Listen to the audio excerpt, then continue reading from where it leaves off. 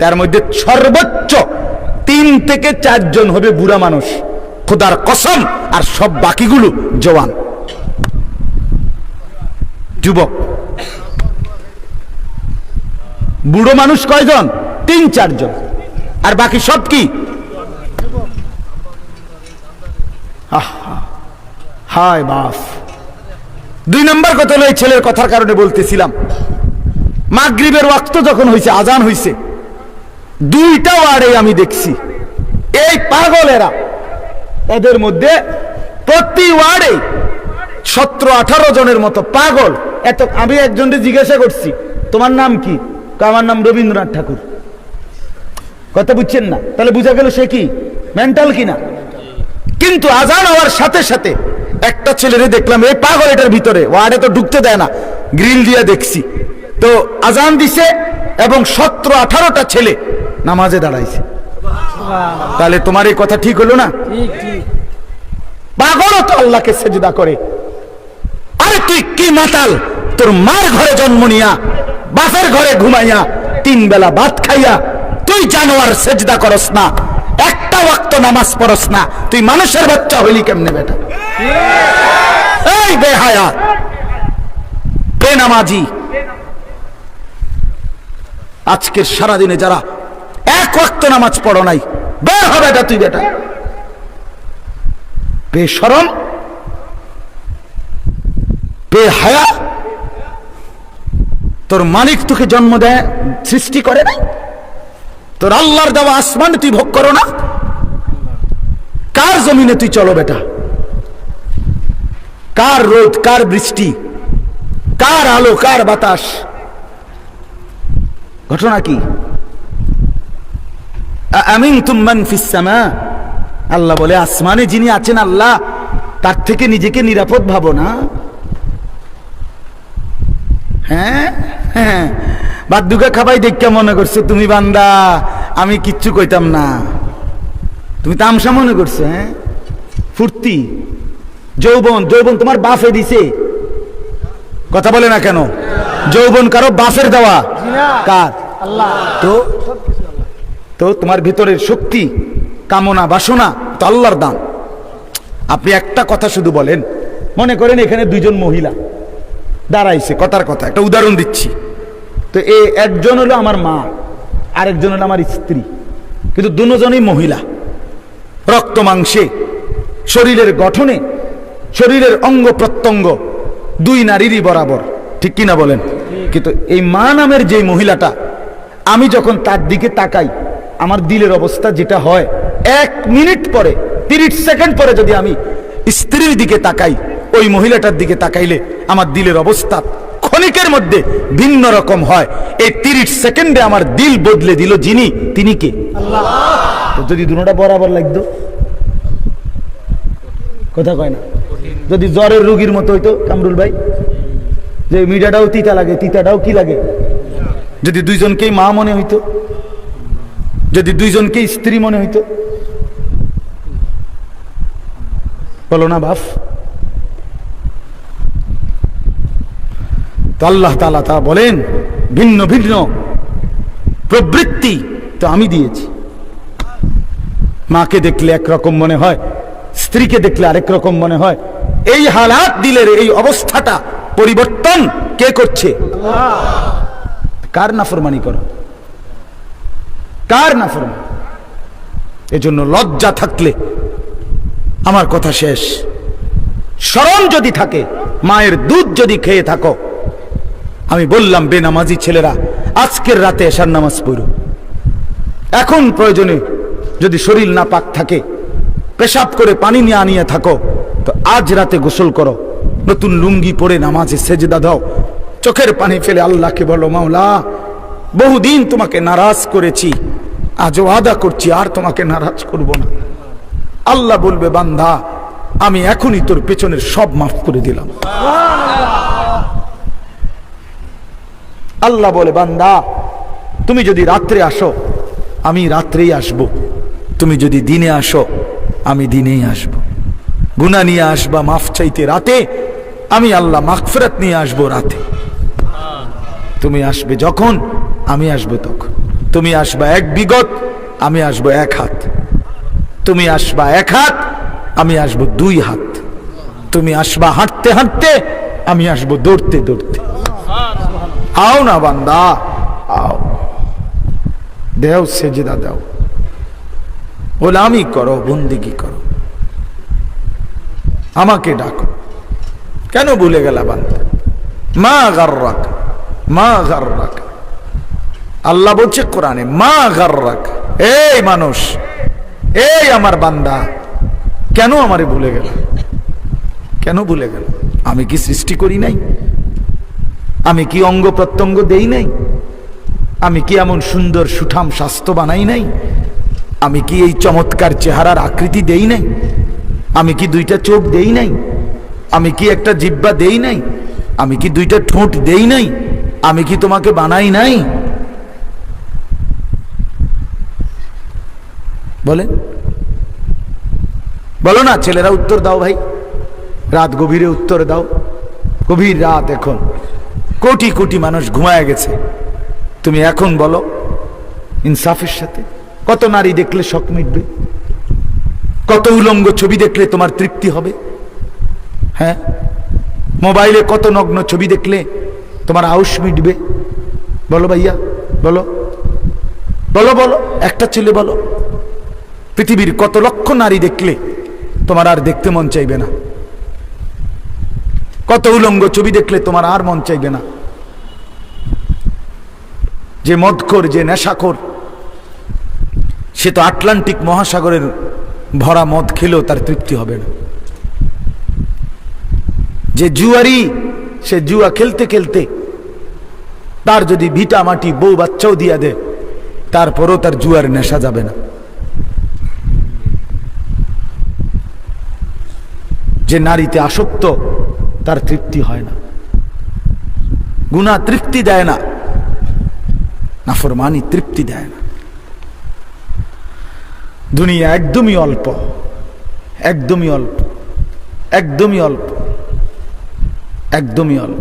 আজকে যারা বৃদ্ধ মানুষ, আপনারা ভাবেন আপনি সেই ছোট্ট ছিলেন, আপনি কিশোর হলেন, তরুণ হলেন, যুবক হলেন, আজ অক্ষম দুর্বল বৃদ্ধ হলেন।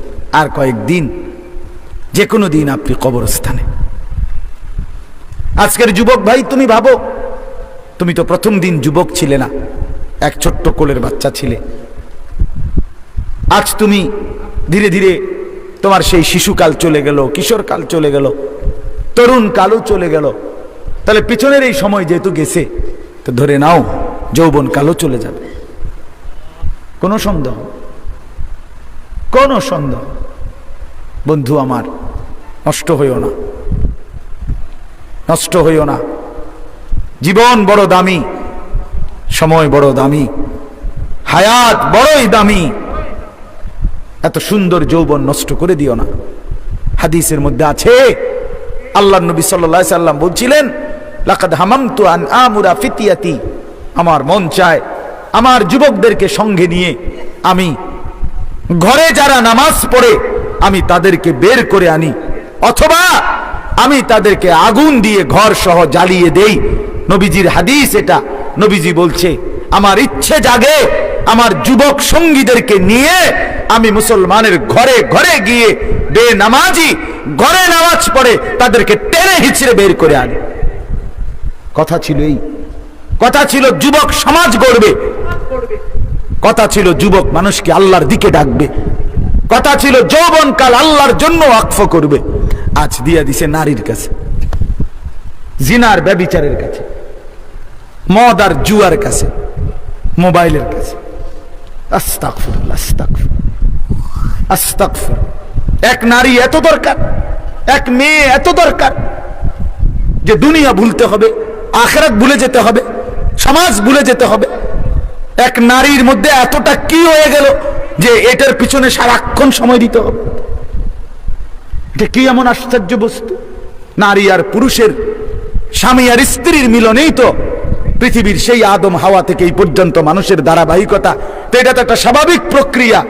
হাজারো কোটি মানুষ পৃথিবীতে স্বামী আর স্ত্রীর পবিত্র বন্ধন হইছে, তো সেটা তুমি একটু অপেক্ষা করলে তোমার জীবনেও আসবে। কথা বলেন না কেন? এটা একটা সহজ বিষয় না। আল্লাহ তাআলা আমাদেরকে বুঝার তৌফিক দান করেন। চলেন তরজমা শুনেন। আল্লাহ তাআলা বলেন, ওয়াদরিব লাহুম মাসালাল হায়াতিদ দুনিয়া। হে নবী, আপনি আমার বান্দাদের নিকট, এই শেষ তরজমা বললেই শেষ, শুনতেছেন? জি জি। আল্লাহ বলেন, হে নবী, আপনি আমার বান্দাদের নিকটে দুনিয়ার জীবনের দৃষ্টান্ত, উপমা, পরিমাণ, পরিধি বর্ণনা করেন। দুনিয়া কদ্দুর, দুনিয়ার হায়াত কদ্দুর। আল্লাহ বলেন একটা উদাহরণ দিয়া বুঝান। নবীকে বলছে কি দিয়া বুঝান? উদাহরণ। তো আল্লাহ উদাহরণ দিছে, মনে করেন এটা একটা ধান ক্ষেত, এই একটা ধান ক্ষেতের উদাহরণ। আল্লাহ বলেন কৃষক এটার মধ্যে জ্বালা ফেলাইছে, ওই যে ধান, এটা জ্বালানি কোন, শুনতেছেন তো? জ্বালা ফেলাইছে।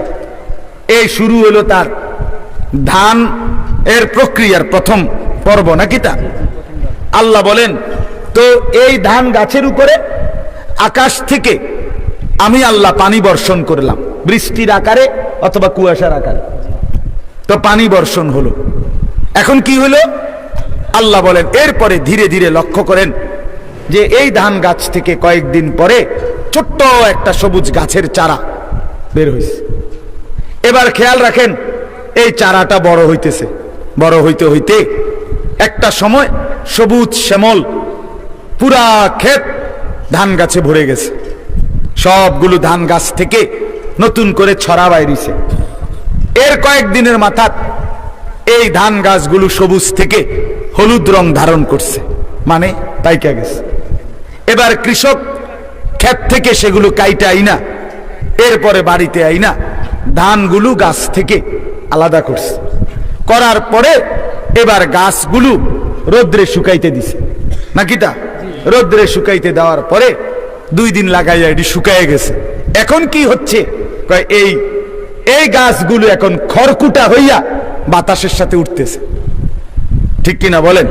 আল্লাহ বলেন ওই প্রথম দিনের সেই ধান শুরুর থেকে বৃষ্টির পানি পড়ার পরে সেই থেকে নিয়ে আজকে যে খড়কুটা হইয়া উঠতেছে, এই পর্যন্ত কয় বছর লাগছে? কথা কয় না চাচারা, কোন মুরব্বীরা? কয় মাস?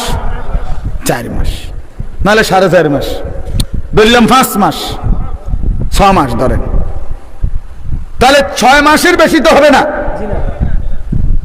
6 মাস। আল্লাহ তাআলা বলেন বন্ধু আমার বান্দাদেরকে বলেন, ঠিক একজন মানুষের দুনিয়ার হায়াত 60 বছর হোক আর 90 বছর হোক, 40 বছর হোক আর 50 বছর হোক আর 100 বছর হোক, এই দুনিয়ার হায়াতটা ঠিক কৃষকের ক্ষেতের ওই ধান থেকে শুরু করে খড়কুটা হওয়া পর্যন্ত যেটুকু সময় দুনিয়ার হায়াত, ঠিক এদুর। এই যে কামা ইন আনজালনাহু মিনাস সামা, আল্লাহ বলেন দুনিয়ার দৃষ্টান্ত এমন ওই ক্ষেতের মতো যেই ক্ষেতে আমি আল্লাহ আসমান থেকে বৃষ্টি অথবা পানি বর্ষণ করলাম। ফাখতালাতা বিহি নাবাতুল আরদ, পুরা ক্ষেত তখন শস্য গাছে পরিপূর্ণ হয়ে গেল। আল্লাহ বলেন কিছুদিন পরে এই গাছ ধীরে ধীরে ধীরে ধীরে হলুদ হয়ে পাইকা কাটা গিয়া বাড়িতে আনার পরে ফাসবাহা হাসিমান, এখন শুকাইয়া হয়ে গেল খড়কুটা। তাদরুহুর রিয়াহু, বাতাস তাকে উড়াইতে থাকে। আল্লাহ বলেন এটা যে দূর দুনিয়ার হায়াত এদুর, এদুর। এ 4 মাস 6 মাস, এই আপনি যে 60 বছর দফাদফি করছেন, এই এদুর। আপনি বেশি কি করলেন দুনিয়া? আপনি একটা হিসাব কর না, আপনার বয়স 60 বছর, 3 ফুট বিদেশ পাঠাইছেন, আপনিও নিজে মেহনত করছেন, তাইলে এই সব মিলাইয়া এখন আপনার দুনিয়া অর্জন হইছে কিতা চাই কদুর হুনি না? মানে কি হইছে মোট সংসারে? 1 সেট সোফা, একটা ডাইনিং টেবিল, 6টা চেয়ার, 2টা আলমারি, হ্যাঁ, 2 ডজন কাঁচের প্লেট, 1 ডজন চার কাপ, 4টা নুনের বাড়ি, 2-4টা বদনা, 2টা গোসলের বালতি, 2টা বালতির লগে মগ, হ্যাঁ, কত কর না? এরকম কিছু আসবাবপত্র ফার্নিচার, এই তো না, আর কি তা, আর হলো বাজার সদাই, পাঙ্গাস, তেলাপিয়া, দৈন্যাতা, কাঁচা মরিচ, দুন্দুল, কইডা, কথা বলেন, পেঁয়াজ, রসুন, আদা, খানা খাদ্য, এই তো না, আর কি, কয়টা ইট বালু গাঁথছেন, সিমেন্ট মাখছেন, এই তো আর কি।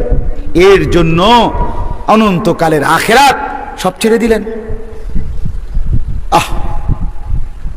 এই কদ্দুর এ সোফা আর এই খাট পালং কদ্দুর গুছানোর লাগা আপনি এত বড় অনন্তকালের আখিরাত ছেড়ে দিলেন। নামাজও পড়লেন না, যাকাতও দিলেন না, হজও করলেন না, হ্যাঁ, হালাল উপার্জনও করলেন না, ওজনও কম দিলেন, ধোকাও দিলেন, প্রতারণাও করলেন, সুদও খাইলেন, ঘুষও খাইলেন, সিটারিও করলেন, বাটপাড়িও করলেন, ছেলেও নামাজ পড়ে না, মেয়েও নামাজ পড়ে না, বউও নামাজ পড়ে না, ওমা আপনি কিতা করলেন? আরে কি তো করলেন আপনি? আল্লাহ বলেন, বান্দা ভেবে দেখো, ভেবে দেখো, ভেবে দেখো বান্দা কি করেছো।